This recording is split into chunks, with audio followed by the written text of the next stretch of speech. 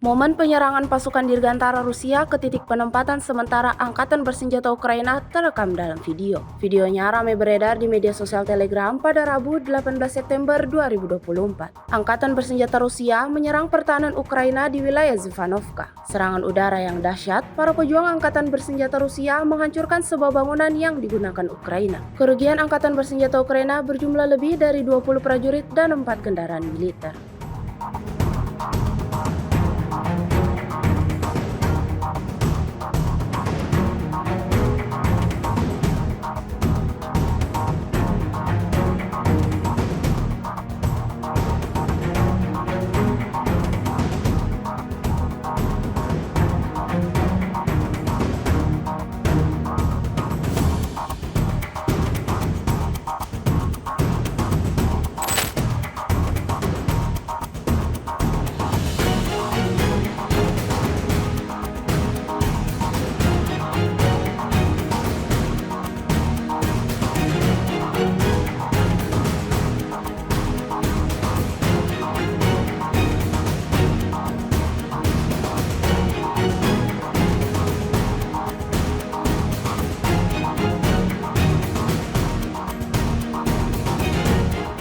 Download Tribun X sekarang, menghadirkan lokal menjadi Indonesia.